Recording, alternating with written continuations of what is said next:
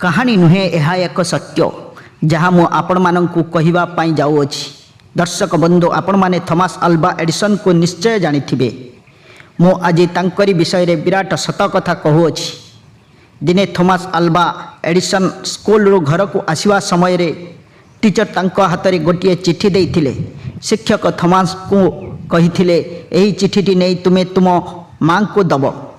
Thomas पाइथिबा पत्रटी तांको मां को देई कहिथिले मां मोर शिक्षक मते एही चिठी देइछंती एवं मते केवल मां को दबा को कहिथिले। मते कहंतु एथिरे कोन लेखा होईची मु जानिबा को बहुत आग्रही।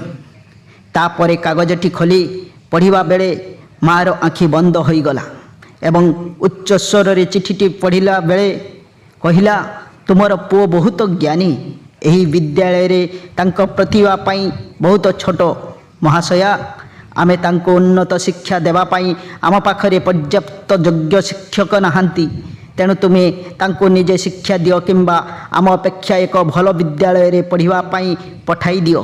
एसबु शुणिबा परे एडिसन निज पाई गर्वित हेले एवं तांको मां को तत्वावधान रे अध्ययन आरंभ कले।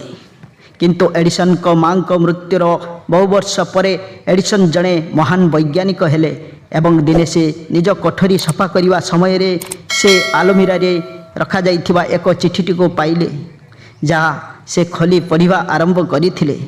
एथिरे लेखा थिला जे तुमर पुओ मानसिक स्तर रे दुर्बल, से टर्मिनाल असुस्थ, जोथि पाई तांकर एही विद्यालय रे तांकर आग को अध्ययन करा जाई परिबो नाही। तेणु तांको वर्तमान स्कूल रु बहिष्कृत करा जाइछि।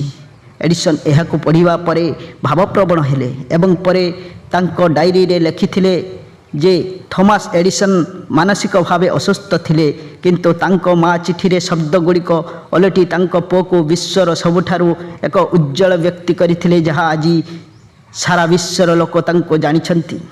तो दर्शक बंधु आमको एथिरु कौन शिक्षा मिलिला जीवन रे आमे कौन ताहा गुरुत्वपूर्ण नुहे किंतु जदि बापा माँ रो पिलांको प्रति स्नेह आशीर्वाद अच्छी एवं पिलामानंकर सेमानंक प्रति सेतिकी सहानुभूति रही थाए ताहाले सेही पिला मानसिक स्तर रे असुस्थ थाउ किंबा विकलांग थाउ भविष्यत रे सेमानंकर भाग्य परिवर्तन होई परिबो एवं पिलाटी मध्य विश्वर सर्वश्रेष्ठ व्यक्ति होई पारे।